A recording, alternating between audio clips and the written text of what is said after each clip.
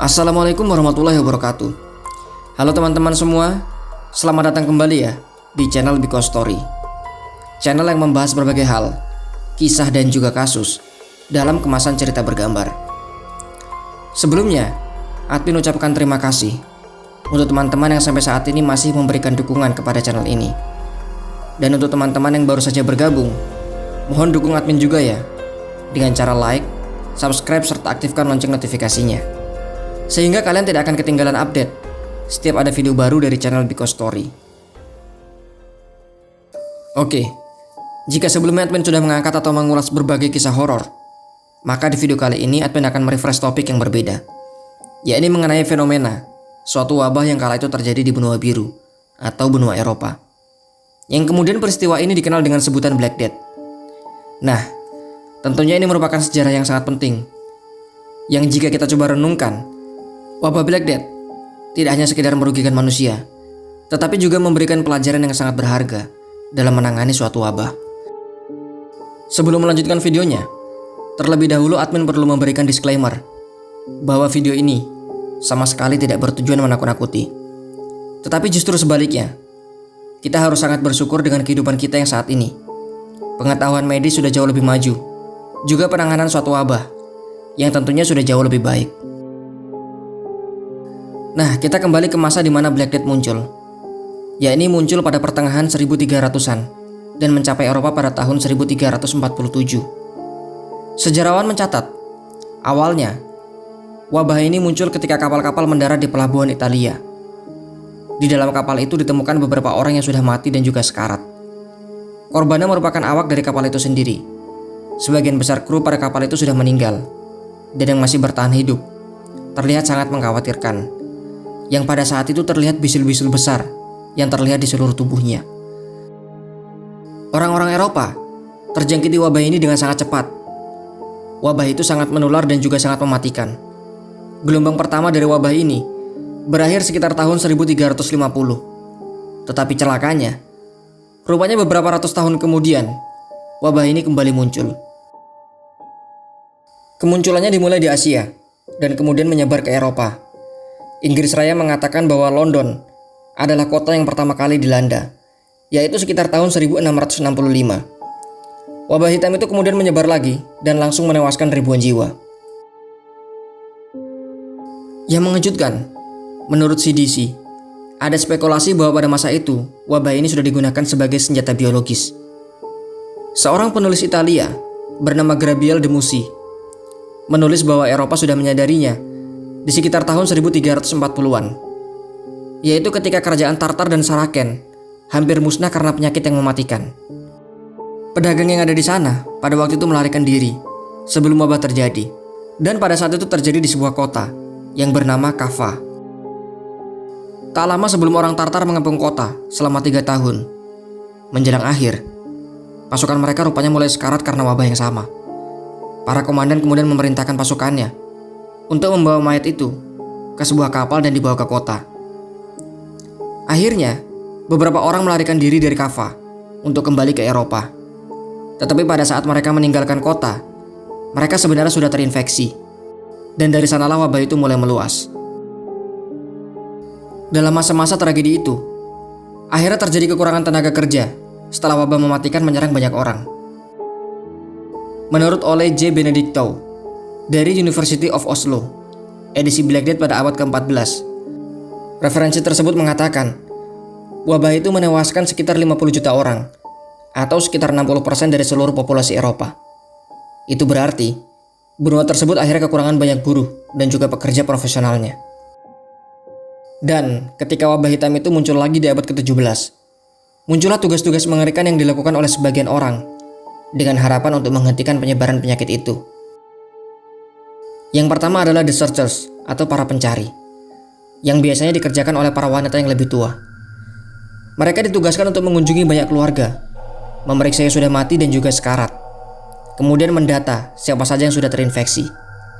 Keluarga itu kemudian akan dikarantina di dalam rumah mereka sendiri, dan sebuah palang merah dicat di pintu mereka untuk memperingatkan para tetangga. Lalu ada juga the watcher atau para pengamat, yang memastikan setiap rumah yang sudah terinfeksi tidak ada yang keluar rumah tidak ada yang boleh masuk, dan tidak ada barang dari rumah tersebut yang boleh keluar, untuk memastikan agar wabah tidak menular. Petugas lainnya adalah The Corpse Bearers atau Domain Pembawa Mayat. Mereka bekerja hanya pada malam hari, mengumpulkan mayat-mayat dari rumah-rumah ataupun jalan-jalan. Mereka akan mengambil mayat itu dengan sebuah tongkat panjang, yang kemudian mengayunkannya di sebuah gerobak. Namun yang mengerikan, para pembawa mayat itu sebagian besar tidak memiliki pendidikan. Mereka sering mabuk dan juga memiliki reputasi yang buruk, karena sering mencari koin di kantong orang yang mati, sebelum membuangnya di pemakaman. Pekerjaan ini dianggap sebagai pekerjaan terburuk, karena mereka harus membawa orang yang mati, dan dilakukan secara massal. Para pekerja ini sangat rentan untuk terkena wabah menular itu. Dan yang terakhir adalah petugas medis itu sendiri, yang disebut dengan Plague Doctor atau dokter wabah. Yang unik adalah mereka menggunakan topeng ataupun penutup wajah yang menyerupai dengan kepala burung. Para Plague Doctor ini sebenarnya memiliki tujuan yang sangat mulia. Mereka yang diharapkan oleh pemerintah pada saat itu bisa menemukan solusi bagaimana wabah ini segera berakhir. Dan yang lebih dari itu, bagaimana agar wabah ini tidak kembali muncul. Mereka tidak hanya merawat para pasien, tetapi juga mendata, menulis secara detail fase dari masing-masing gejala, yang tentunya tujuannya adalah riset atau penelitian. Dan yang lebih dari itu, mereka juga terkadang ikut menguburkan korban yang tewas. Meluasnya Black Death di Eropa pada abad ke-14 membuat eksistensi Plague Doctor sangat istimewa. Mereka memperoleh hak kebebasan dalam melakukan praktek-praktek yang sesungguhnya dilarang pada masa itu. Salah satunya adalah otopsi. Masyarakat yang juga masih minim pengetahuan akhirnya ketakutan saat Plague Doctor datang ke rumahnya. Mereka justru kerap mengaitkannya dengan malaikat maut. Hal tersebut karena banyaknya pasien yang tewas pada saat menjalani perawatan, yang kemungkinan besar tanpa didatangi pun mereka akan tewas jika terinfeksi dengan wabah itu. Akhirnya Plague Doctor menjadi terkucilkan oleh kalangan masyarakat. Sebenarnya ini agak mirip ya dengan fenomena yang sempat terjadi di Indonesia, di mana tenaga medis dikucilkan dan bahkan sempat ditolak pemakamannya. Sangat ironis, karena justru mereka adalah garda terdepan dalam penanganan suatu wabah. Yang juga membuat masyarakat mengucilkan Plague Doctor adalah kostum mereka, yang memang jika dilihat sekilas, kesan horor akan langsung terasa. Bagaimana tidak, topeng yang sebenarnya adalah masker bagi mereka memiliki paruh layaknya burung dengan mata yang berbentuk bulat, sehingga anggapan masyarakat mereka lebih mirip malaikat maut ketimbang tenaga medis. Sebenarnya paruh itu memiliki fungsi. Dalam paruh burung itu terdapat rempah-rempah seperti mint, sari mawar, dan juga yang lainnya, yang mereka gunakan untuk menyaring udara agar tak tercium aroma busuk yang berasal dari jenazah. Dan juga mereka percaya bahwa rempah-rempah itu bisa menetralisir udara yang sudah tercemar. Selain itu, mereka juga membawa sebuah tongkat yang digunakan untuk berinteraksi dengan para pasien. Tujuannya adalah mencegah agar tidak terjadi kontak fisik antara Plague Doctor dengan pasien yang terjangkit wabah. Meskipun kostum yang mereka gunakan sudah begitu tertutup, tak sedikit dari Plague Doctor yang kemudian terkena dampak dari wabah dan akhirnya mereka meninggal. Banyaknya korban dari wabah ini mencapai puluhan juta jiwa, sehingga muncul istilah Plague Pits atau lubang wabah. Ya, ini kuburan massal tempat para korban disemayamkan. Beberapa di antaranya ditemukan. Salah satunya adalah pada tahun 2016. Sebuah lubang ditemukan di Lincolnshire dalam sebuah biara abad pertengahan yang sudah lama hancur. Kuburan itu bertanggal 1349 Masehi yang berisi 48 mayat. 27 adalah anak-anak, dan mereka semua telah ditata dengan sangat hati-hati, diposisikan berdampingan dengan barisan yang rata. Namun hal mengerikan tidak hanya sampai di situ. Saat wabah sudah mulai berakhir, orang-orang kemudian mencari penjelasan mengapa ada begitu banyak penyakit dan juga kematian. Pada musim gugur di tahun 1348 Masehi, ada rumor yang menyebar luas di masyarakat yang mengatakan bahwa wabah itu merupakan konspirasi dari Yahudi yang ingin menghancurkan umat Kristen dengan harapan menghancurkan seluruh agama.